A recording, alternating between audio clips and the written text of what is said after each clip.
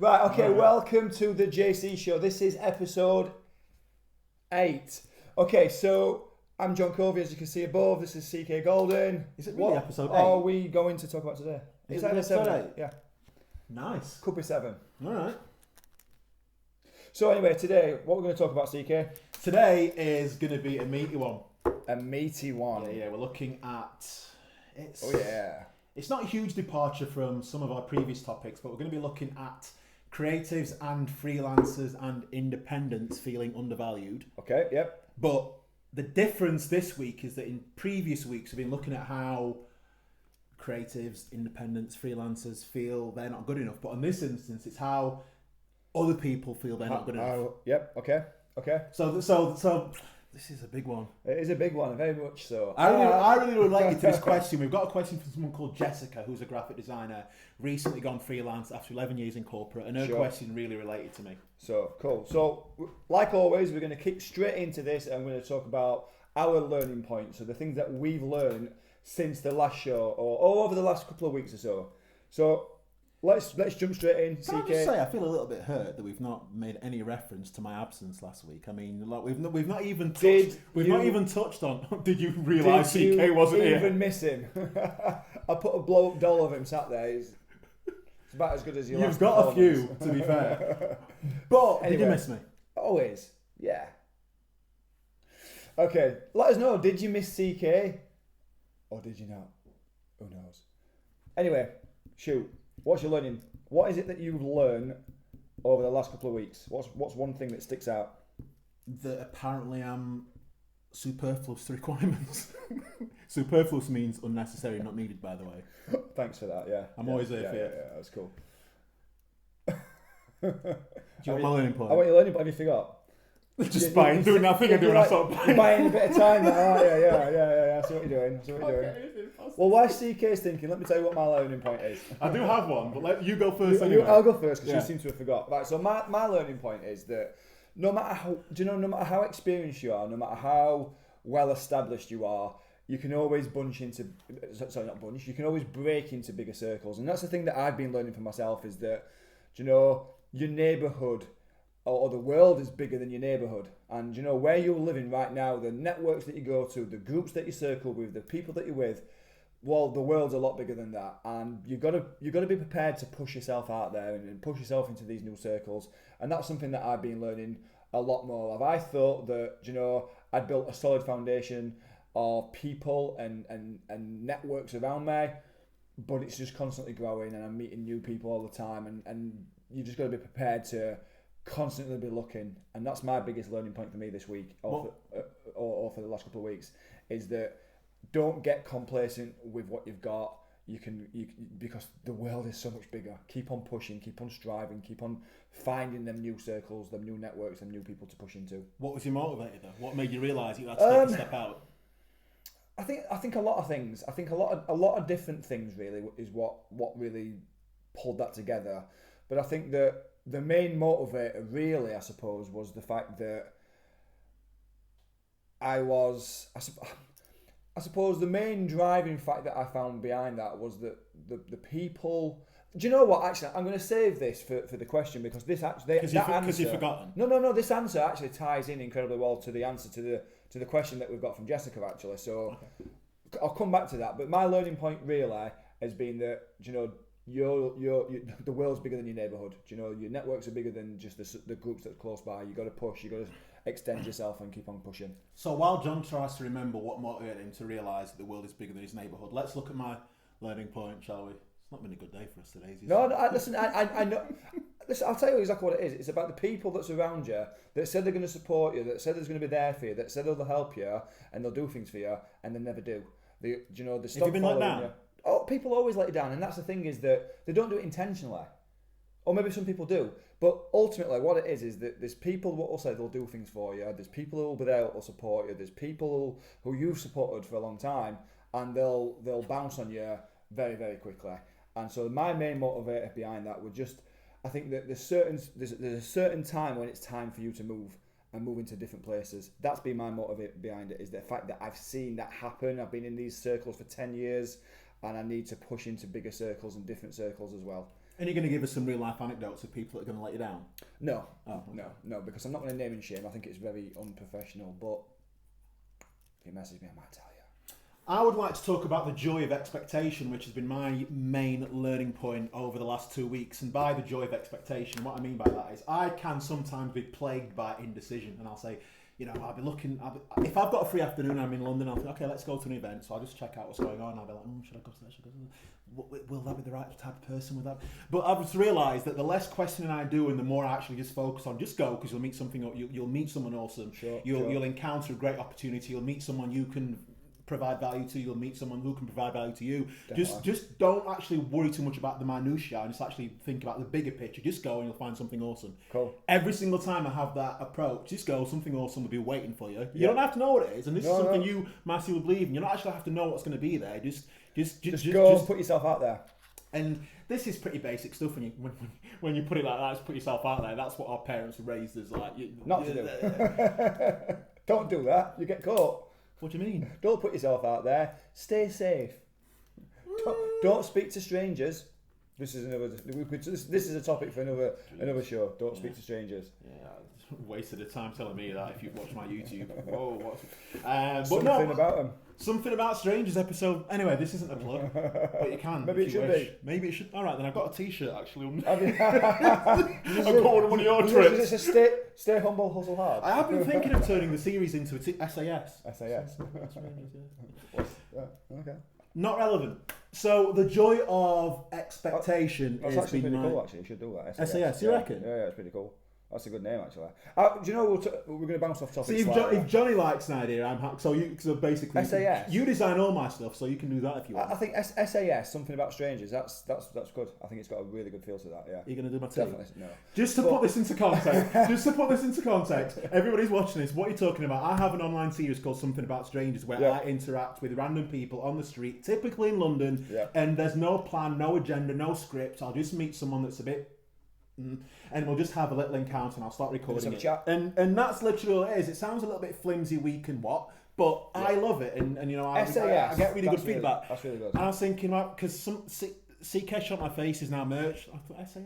I don't know. It's good. Really but good. Johnny designs all my stuff anyway. He did, so I'm thinking, go on then, lad, knock yourself out. I'll leave you with that one this afternoon. I've got an idea for another T-shirt as well. Okay. It came off a meeting that I had with one of my clients last week. All right. And it's a little pun. But it's, do you know what, a T-shirt that's going to say on it, rather than stay humble, hustle hard, what it's going to say is, if at first you don't succeed, you should have listened to your coach the first time. That is gold. That is gold. Absolute gold. But I like Absolutely gold. So anyway, moving on. What we're gonna look to do right now is jump straight into the question. And what was the question for? Did you say? So Johnny and I always request your input on Twitter or Instagram or Facebook. Sure. And over the weekend we asked for a question. Can be any question you wish. And Jessica, who's a graphic designer, submitted the following. Where's Jessica? She's Instagram, was it? I don't know. That says Instagram there. All right. Yeah. So Jessica says, since going freelance after 11 years in corporate, I feel my skills are undervalued in a way they never were at corporate level. How do I keep my self-belief about the value of what I'm doing when occasionally no one else does? Okay. So this is deep. It is deep, but it's not as deep as it needs to be. I feel that what you need to do firstly is you need to stop worrying so much about what other people think. You've got to stay focused on the things that it is that you want. And that's the thing that makes the difference here is that, stop worrying, stop focusing on the things that you don't want to happen and start focusing on the things that you do actually want to happen. This is where we all trip up. Who cares, Jessica, what other people think? As long as you do what you want to do, why are you bothered? Do you like it? Do you find enjoyment in it? Does it fulfill you? Then keep doing it. I think that when we start focusing our attention on all the stuff that's not relevant, we start focusing on all these different obstacles and stuff. This. I'm going to save this actually for floats my quote at the end. But obstacles are what you see when you take your eyes off the goal. Is that Jessica? No. Yeah, Jessica's texting you. Yeah. I'm on. But seriously. on the show, man. I wasn't expecting this. I sent you anonymously. Yeah, but seriously though, I'm going to save this, and this is the quote. This is my favourite quote for the week, which is obstacles are what you see when you take your eyes off the goal. And this is what you've got to remind yourself, Jessica, is that what is your goal, and never take your eyes off that goal. Keep focusing. Are people not going to give you credit? Yes. Are people like me, and this is coming back to what I was saying right at the start of my learning process for the last few weeks, will people say that they'll support you? Will people say they'll buy your stuff? Will people say they'll use your services? Will people say that they'll be there for you and they'll help you? Yes. Will they do it? No. That's how it's going to happen. That's part of what being in business, working for yourself, doing the stuff, following your passions, chasing your dreams.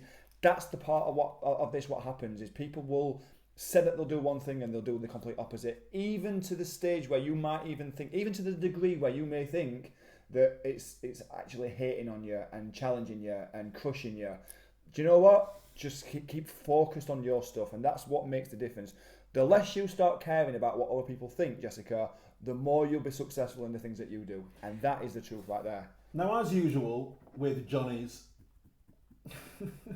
preachings, it sometimes seems a little bit harsh and a little bit cutthroat and a little bit just who cares. You always tend to adopt that approach, though, to be fair, and I have a huge sympathy for that, but I also have sympathy for people who think, well, you know, it's easier said than done, especially if you're the kind of person who inherently does care. Yeah. So for you to suddenly go from someone who does care, yeah, maybe we need to turn the volume off, to someone who doesn't care, there needs to be something in the middle, and you know what I mean? Because it's difficult to just completely change your habits. It's so hard to change a habit. You know, a habit is something that takes a long time to form. It creates a paradigm, it creates a belief system, and it forms part of your values. And the thing is that, you know, the things that you believe in are the things that create your identity.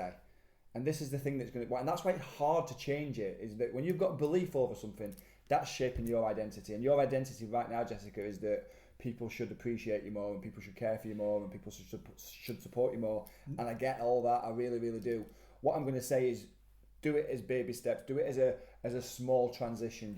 Stay little and focus on the little small things. I'm not saying don't think big, but I'm saying focus on the little things that you can change a little bit at a time. Now, to put that into context, when Johnny's talking about stepping stones and baby steps, the reason I said at the top of this show that Jessica's question really resonated with me is because it came like 3 days after I got the most curious message on Instagram that you could imagine. I say curious, I mean, it's probably, creators probably get this a lot, but for me, when Johnny's talking about taking baby steps, I think one of the biggest things that someone can implement straight away, especially if they're a creator or a freelancer, is you stop explaining yourself. Absolutely. Like, one of my favourite quotes of all time is, when you're explaining, you're losing. And I remember the first time I heard that, I thought, gold.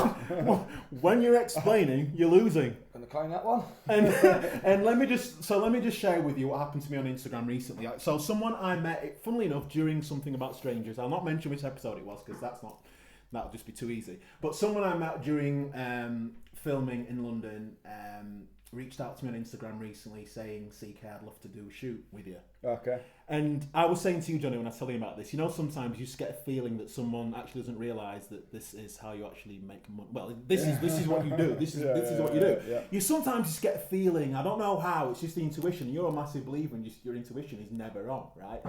And I thought this might be one of those instances. It's very rare, but I thought, I think this guy thinks I do photo shoots for free. Mm-hmm. So I just said, yeah, of course, mate, it'd be awesome. I just texted him, sent him our usual thing. This is what I do. This is what you'll get. This is how much it'll cost, blah, blah, blah, blah. And I just waited for the shit to hit. And he came back with... Yeah. He was like, bro! Exclamation mark. Bro! You're a professional photographer. It's like, have you not seen my Instagram? Like, I don't know if you thought I was playing at it. Thought you did presenter an interview. I thought you were a presenter. What's going on?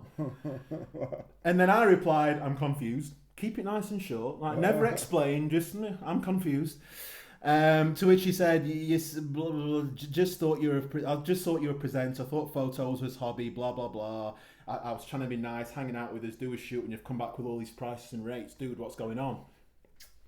Now, well, I think the first thing there is that. The first thing there is that CK's firstly isn't Iron Man. Never mind. There's a reason for that. Never mind. There's a reason for that, and if you look into it deeper, you'll find exactly what I mean by that. Johnny said that, not me. But the point is this. Now, the person that sent me this request, I know, to be fair, that's probably the first time I've got a request from someone thinking that my services are free. But I know it's common. I know it's common. And I remember when I looked at the message thinking, the inside of me was thinking, this guy.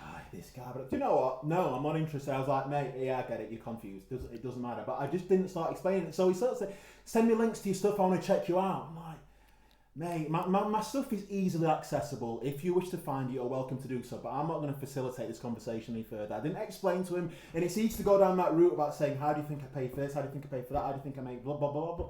What for? What for? Why do I need to start explaining that? Because at the end of the day, none of that explanation is actually going to convert into a customer. And I'm not saying I wanted to anyway. It's just not going to happen. Yeah. He needs to decide what he needs to decide, but I had other things to think about. So I just said, I appreciate where you got a little bit confused, but yeah. You know, and I just think that's one of those situations when you can just get yourself into a massive like headspin and just start getting pissed off with the world. Absolutely. And this is like I said to you when you mentioned it. It's emotional control. And we are emotional people. You know, we're emotional creatures, and the first thing is that we want to fire up and we want to defend ourselves and justify ourselves. But totally. And I think that it takes time. Again, like we said earlier, right? It takes baby steps. It's a slow process to try and change. And if you're that kind of person that are, you know, a little bit hot-headed, a little bit fiery-tempered, especially if you're ginger like CK, you're going to be. I'm kidding, by the way. But on a serious note, do you do serious notes? The emotional side. We'd like to see one of us. Just 1 week needs to be controlled. You know, it's quite funny we're talking about that because my cousin who lives in New Zealand, I saw a post on Instagram today by her, and she was talking about redheads and things because she's redheaded as well, and she was talking about that she was literally someone was openly talking about this in front of her, saying that if their kids were ginger, they'd be so embarrassed, and it's just like, what are you talking about? This is so. I'm having a laugh and a pun and stuff, but do you know, guys, control. And this is again control. Who control? The people that are on the receiving end. Everybody. Everybody. I think that what you've got to do is you've got to be more consciously aware of what you're saying, more consciously aware of how you're reacting, and do you know what? Just take it with a pinch of salt. A lot of the time, things are said. So we'll use this as a scenario. So my cousin was in New Zealand. So, do you know, the people saying that probably said it without really thinking. Do you know, they probably didn't really mean any offence by it. And it just happened to be one of the things that they said. Likewise, with your guy reaching out to you for that, probably said it with no harm meant at all.